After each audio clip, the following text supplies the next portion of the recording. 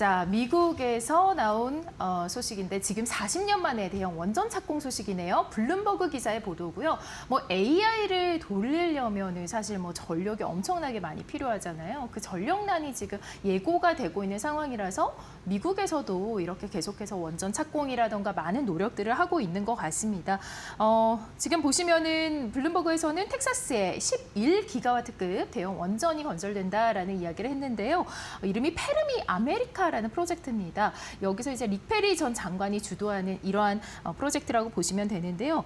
자, 본토에서 저희가 뭐 저번에도 소개를 해드렸던 SMR이 아니라 이렇게 대형 원전을 건설한다는 소식이네요. 예, 그렇습니다. 그러니까 미국이 이제 뭐 많은 분들이 아시지만 우리나라가 처음에 고리 원전을 지을 때 우리는 기술력이 없었기 때문에 미국의 웨스팅하우스 많이 들어오셨죠. 웨스팅하우스가 저희가 이제 기술력을 전수해주면서 우리나라가 원전 이제 그를 개발하기 시작했습니다. 그러고는 이제 그 79년도에 TMI, 그러니까 쓰리 마일 아일랜드에서 이제 그 원전 방사선 누출 사고 나면서 그 펜실베니아에 있어가지고 무슨 뭐 사막이나 이렇게 사람이 별로 없는 지역에서 사고가 났으면 충격이 덜할 텐데 펜실베니아 터졌고 그 근처에 바로 많은 주민들이 살고 있어서 그때 난리가 났었습니다. 그러다 보니까 미국 전체적으로 원전을 갖다가 금방 짓고 기피해야 된다는 여론이 많아졌고 그래서 이제 그 추가적으로 미국에서 대형 원전을 짓는 것이 중단됩니다. 그러기에 40년이고 그러나 아까 말씀드린 고리 원전을 비롯해서 우리나라는 계속 원전을 갖다 많이 지으면서 웨스팅하우스랑 긴밀한 관계를 맺었습니다. 그러니까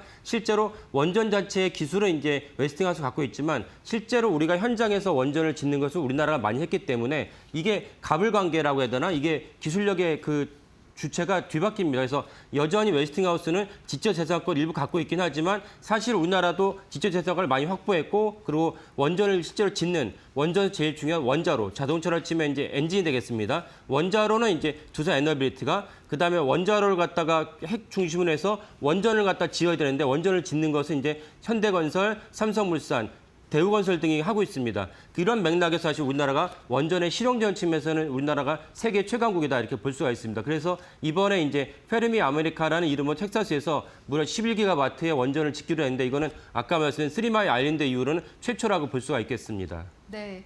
SMR이 아니라 대형 원전을 짓게 된 이유 바로 AI 때문이라고요? 예, 그렇습니다. 그러니까 AI 때문에 왜 원전을 지어야 되느냐, 왜 전기가 필요하냐라고 이제 궁금해하시는 분들 계실 텐데 우리가 통상의 구글이나 네이버에서 검색할 때는 한번 검색을 질문을 하고 답변 돌아오는 거 이거는 이제 이쪽 용어로 쿼리라고 합니다. 한 쿼리가 구글이나 네이버 같은 경우는 0.3와트시가 필요합니다. 그런데 챗GPT를 쓸 때는 이런 게 우리가 새로 이제 2022년 11월 30일 챗GPT가 시작됐을 때 그때 이제 우리가 한번 물어보고 답변 돌아올 때는 우리가 생각해도 통상의 검색보다 더 많이 들어가지 않습니까? 그때는 이제 3와트시 그러니까 통상의 검색보다는 무려 10배나 많은 전기가 필요합니다.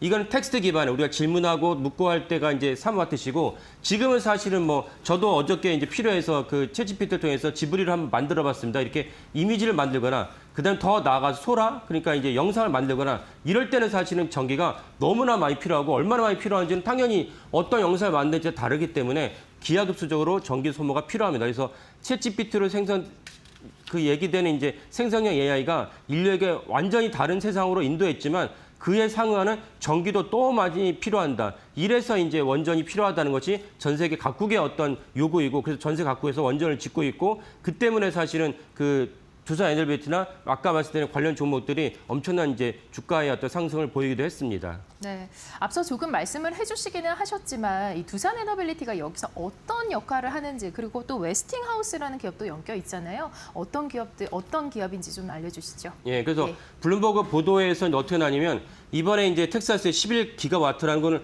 전 너무나 커가지고 이게 어떻게 질 건지 좀 자세하게 봐야겠다 생각이 드는데 왜냐면 우리가 보통 이제 그 체코나 이제 그 UA에다가 그 짓게 된 원전은 1.4기가와트거든요. 그러면 11기가와트면 거의 8개를 지어야 된다는 얘기인데 그런 점에서는 사실은 이제 그 엄청난 그 원전을 지어야 되는데 아까 말씀드린 원전의 핵심인 원자로는 자동차 엔진인데 이건 두산 에너빌리티가 짓고 이번에 이제 페르미 아메리카 같은 경우도 원자로 자체는 이제 두산 에너빌리티 짓는다라고 이제 블룸버그가 보도했습니다. 그러면 원자로에 필요한 여러 가지 또 다른 중요한 핵심 부품들이 있습니다. 이 핵심 부품들 역시 다 두산 에너빌리티가 담당하게 됩니다. 그래서 어저께 두산 에너빌리티 주가가 갑자기 또 많이 오르기도 했습니다.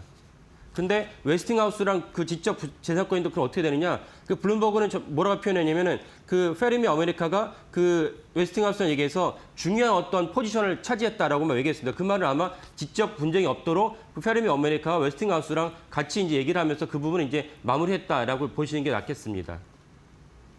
네, 이 웨스팅하우스는 사실 한국 원전과는 조금 분쟁이 있었던 기업인데 이번에는 좀 그런 분쟁의 이슈를 해소하고 갈 수 있을까요? 예, 그런 맥락에서 이미 해결해 놨기 때문에 블룸버그 아까 말씀드린 대로 웨스팅하우스랑 중요한 어떤 포지션을 갖다가 페르미 아메리카가 차지하고 있었고 그래서 그 부분은 이제 문제가 없다라고 보는 것이 타당하겠다. 근데 결국은 같은 미국에서 벌어진 일이고 또 네. 텍사스를 아까 말씀했지만 이 페르미 아메리카를 주도한 사람이 릭 펠이 이제 전 텍사스 주지사입니다. 주지사인 동시에 그 에너지부 장관을 했기 때문에 그런 어떤 영향력 바탕으로 이 사업도 시작할 수 있었다라고 보시면 되겠고 지금 화면에 보시는 대로 아까 말씀드린 두산 에너비티 현대건설의 YTD 어제 종가로 YTD를 KRS 기준으로 보면은 두산 에너비티 같은 경우 378% 그리고 이제 두산 현대건설 같은 경우 170%의 주가 상승률을 보였습니다. 이 주가 상승률은 계속 원전에 대한 이슈가 끊이지 않기 때문에 당분간 지속하지 않을까라고 전망을 합니다. 네.